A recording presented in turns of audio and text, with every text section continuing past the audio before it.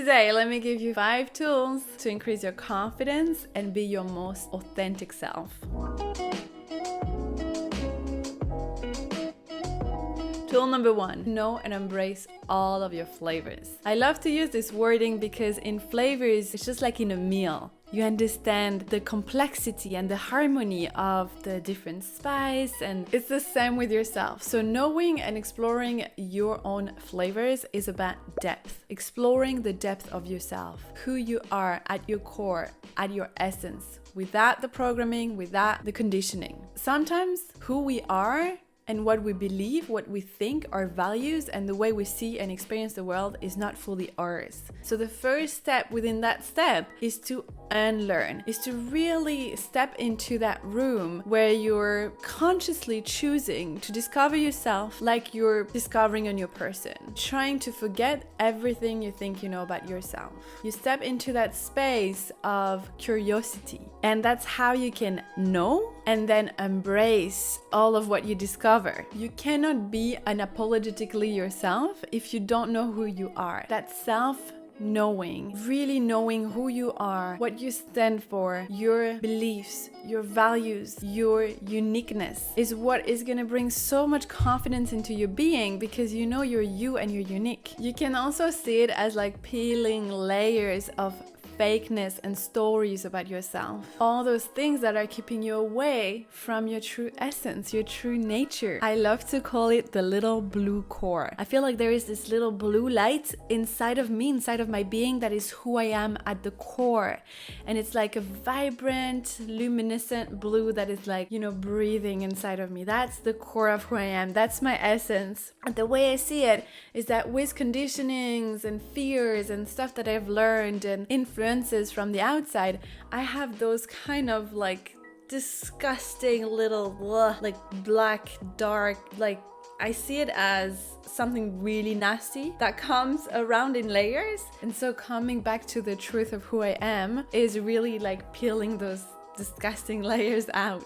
So the first step within that first step is to know yourself. The second will be to embrace all of those flavors, because sometimes we've done the work, we know who we are, but we still don't fully embrace the whole spectrum of us. Some aspects we really like about ourselves and we are really proud, and other aspects we're like, oh, I'm not, I wish I was different. That for sure doesn't boost your confidence. Learn to embrace all of you, your sweet, salty, bitter, yummy, spicy self. You can do that with a mix of tons of different practices and exercise, such as playing with archetypes. That's what we do in Becoming Her, my online program that helps you to embrace your fullness and design your dream reality, and supports you in being comfortable being your full unapologetic self. Basically, you will walk out of this program feeling very empowered, very grounded in yourself, and equipped with your own unique system to really design a life that feels true to your heart.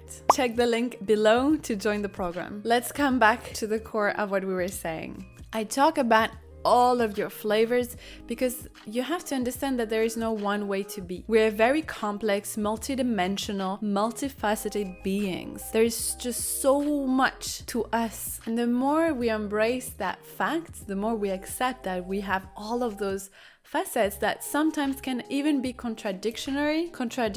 This word is always really a struggle for me. But anyway, the more we embrace our nature, the easiest it will be to love ourselves. And that self-love is a solid ground and a fertile soil for your confidence, for shining in the world. In order to facilitate this process of embracing all of you, your full spectrum self, a few things. Take ownership. Have this sense of this is me, this is who I am. Ownership of all of you. Reclamation. Give yourself permission to don't make sense. That's what I was trying to explain. Sometimes parts of us, different aspects of us are very contradictory.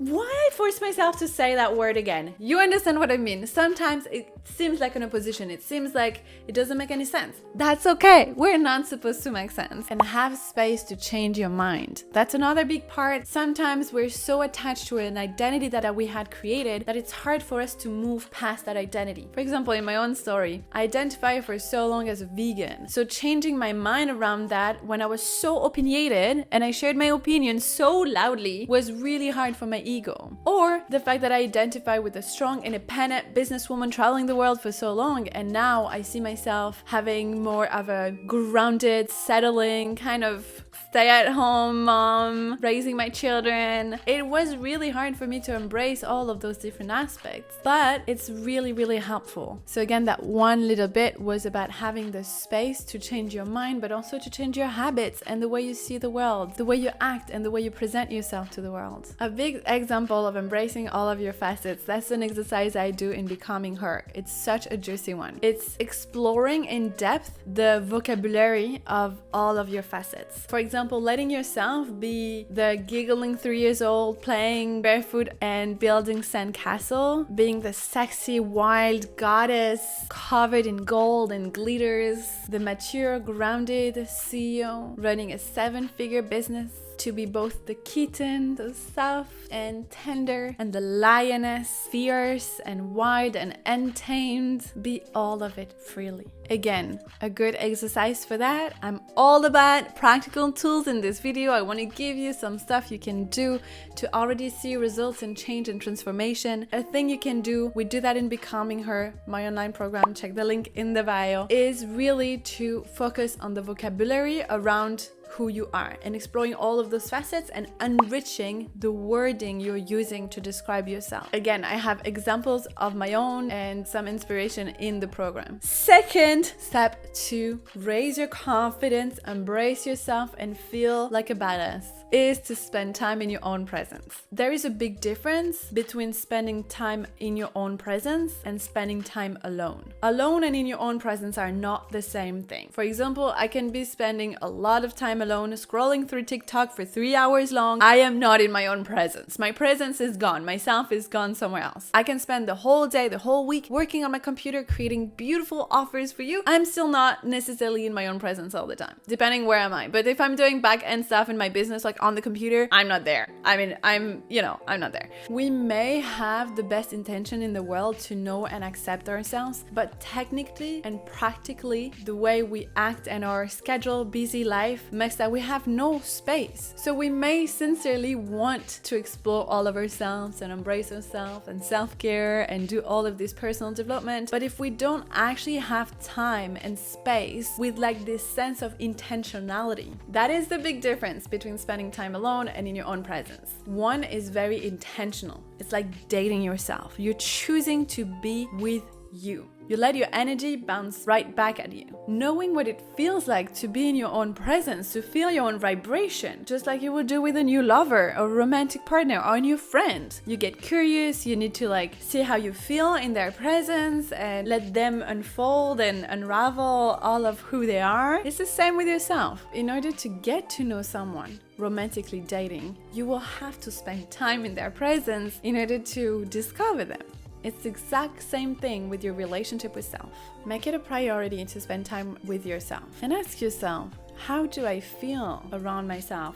What is my energy like? What do I taste? And you will get more and more comfortable with who you are, and you will be starting to really appreciate your own presence, marinating in your own juice. This is the key to confidence, because you become your own partner, you have your own back, you really know yourself, and you have spent enough time in your own vibration that you really don't need that external source. You're not needy for love or validation outside yourself, because you have a sense of feeling whole and complete, where you don't need other people's approval and you don't need that sense of external fulfillment, but you can actually self-source. Because here, and I should have maybe mentioned that in the beginning of this video, but the confidence I'm talking about is really about being grounded in yourself, grounded in your own being in love with yourself and being fully yourself, fully expressed, liberated in your expression, authentically breathing, living, being in the world. So that has nothing to do with the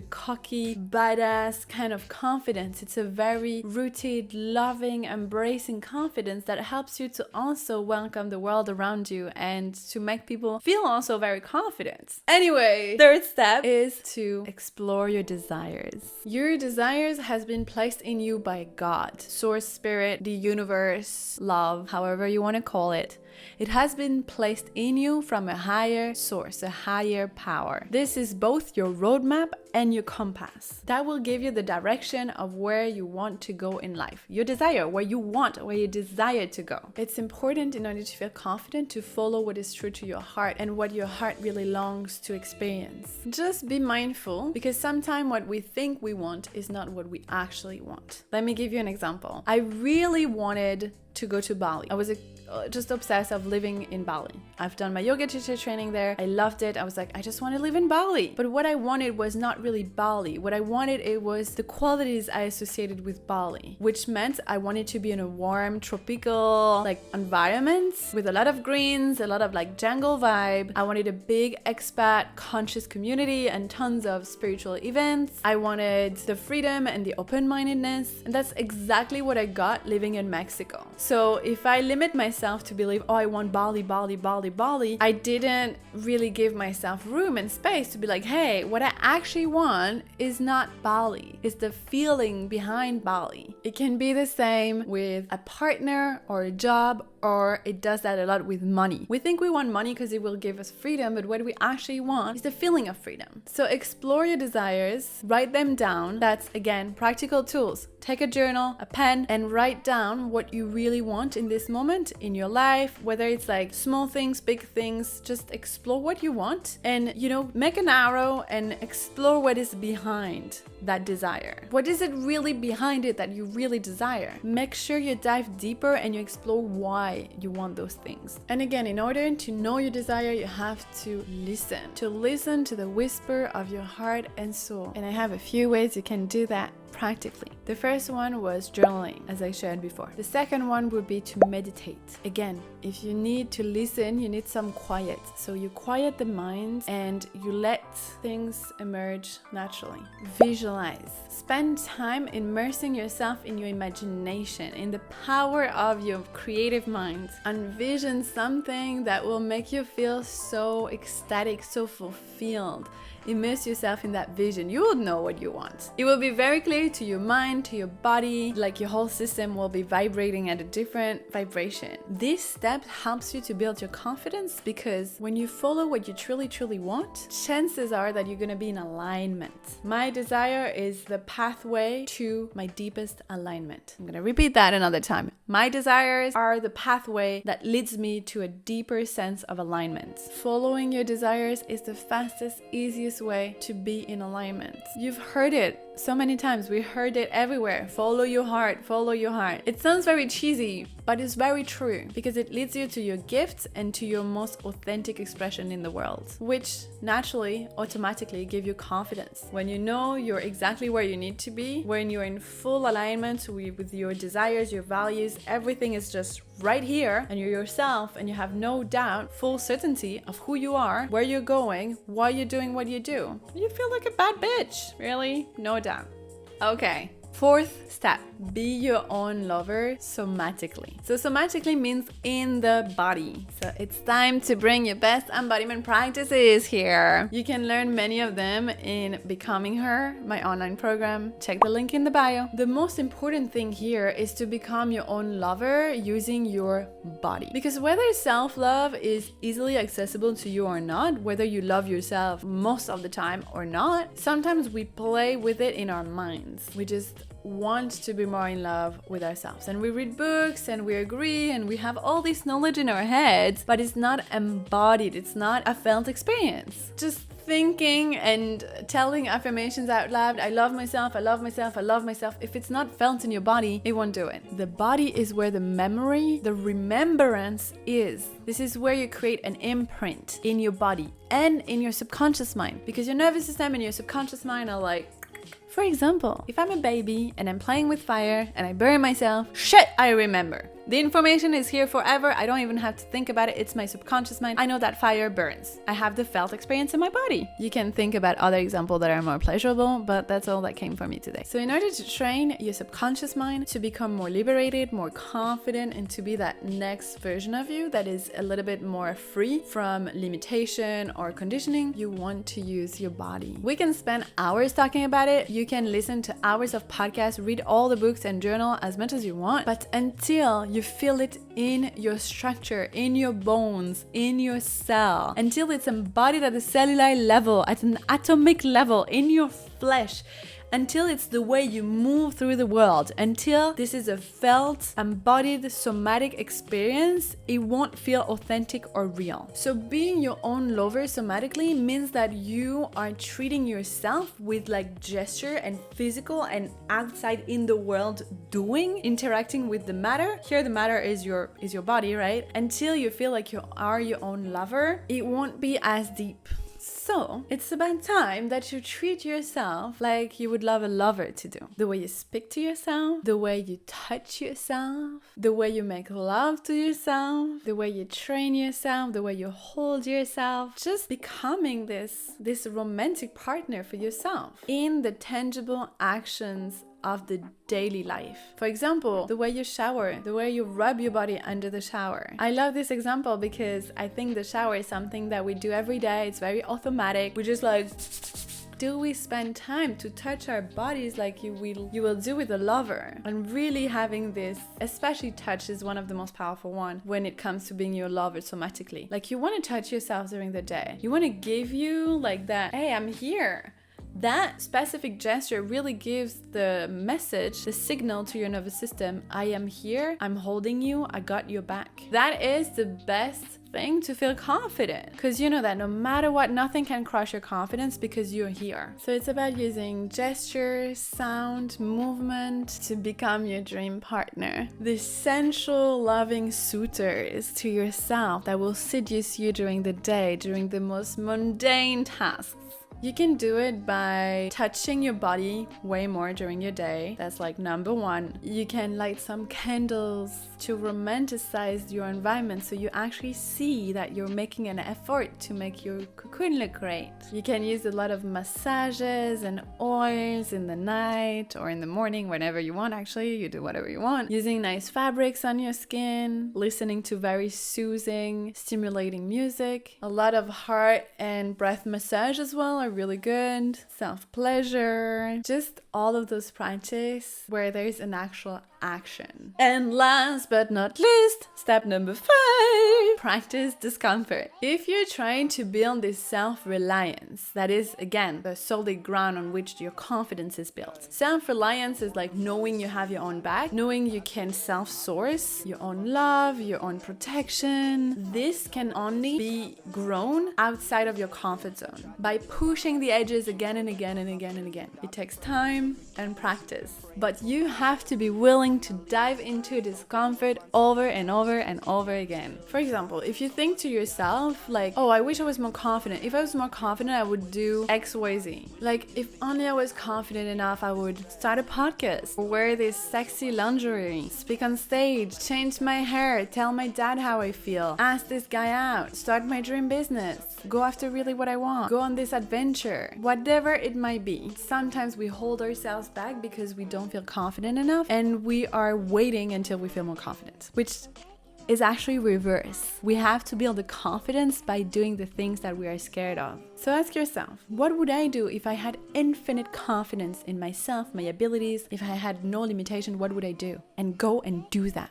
Find a way to practice. For example, if you want to talk on stage, you may not have right away the opportunity to do that, but you can still practice that in your room by yourself, standing, recording yourself, and then asking a few friends to be here. And then you just have to push the edges again and again and again. That step is possible if you're your own lover somatically. All those steps are interconnected, obviously. It's a whole system you're building in order to really know that no matter what, you are safe. Creating safety, a sense of safety and being grounded in yourself. Again, all of that is in my program, Becoming Her. If you want to build that whole system, your system, with the techniques and tools and exercise of empowerment, go ahead and click the link in the bio. So do something new, do something edgy and uncomfortable. Practice, practice, practice, practice. In the beginning, something may feel very, very uncomfortable, but because of how the body and the mind is built, you will actually naturally adapt, because your subconscious mind, your body don't want to be in a stress of fear and tension and survival all the time. So if you do something enough, the body will just adjust and naturally adapt. That is called resilience, and it just becomes your new normal. When you do something long enough, your body and your mind gets tired of fighting it. So instead of fighting it, you just build the strength. It's just like going to the gym. In order to grow your muscle, you need to break those fibers so that your muscle regrows stronger. Find your own unique way to practice discomfort, but that really is the key to confidence. Your confidence is built by doing something new and by knowing that even in situations where you're scared, you still have your own back. And also it's about learning and growing, becoming a better version of yourself. And that only can happen outside your zone of comfort. Which, by the way, let's talk about it for a sec. We call it a comfort zone, but honestly, there is nothing comfortable because you stay stagnant, you don't move, you don't change, you don't evolve. It's not a comfortable place to be in. So we should call it the non-comfortable comfortable. The non-comfortable comfort zone. My God, that's a hard one, but you know what I mean. I know it's very unnatural to go towards the fear, like your body wants to resist it. That's why we're scared. The scare is just a signal to your body of like, something dangerous might happen. I risk changing, transforming, and we're used to stay. We want to stay the same in a world that is in constant motion. So practicing discomfort is becoming more adjustable and more like going with the flow of whatever comes your way. And that is what brings this unshakable part to your confidence. I've talked about this in a podcast. I'm gonna link 2 podcast episodes for you where I talk about my story and how I felt the most confident even in the most vulnerable space. I felt extremely confident just right after I experienced sexual abuse. So I was really at my lowest and my most vulnerable state, but I still felt this sense of confidence. I felt super embodied and confident when I had to leave this dream life in Mexico and come back to mom and dad because I was running out of money and my business was crumbling. But I built over the years, with all the practice that I mentioned, with all the things that I teach in Becoming Her, I've built this deep sense of I know that I'm exactly where I need to be. There is no doubt, there is full certainty. So those things that I thought will break me because I was so scared, my whole journey, obviously I'm in year 4 of running my own business, I was really scared of all those events in my life, and I would project and think, oh my God, if that ever happened, I will be crushed, I will feel so ashamed, I would like, I feel like my body just want to shrink. But what happened actually is I just felt even more empowered, and that's why I'm doing this video, and that's why I'm doing all of my programs, and I share everything that I share is to give you the same tools that helps me, because it means nothing if it's not shared. So in conclusion of all of that, jumping outside of your comfort zone and just having this integrated way of being so you can be your full, authentic, empowered, liberated version. Jump out of your comfort zone, jump in Becoming Her. Join us on this beautiful offer and program where you really get to embrace your fullness, your full spectrum, and implement a system that works for you in order to live a life that is very true to your heart. And if you like this video, give it a like, a comment. I'm still not good at that, you guys. Give this channel some support. Go and listen to the podcast. Connect with me on Instagram. Share this video with a friend if you found any value in it. I hope you did. If you have any questions, I love to create content with your questions, so please send it to me. I'll also have my email link below for that. Have a beautiful rest of your day.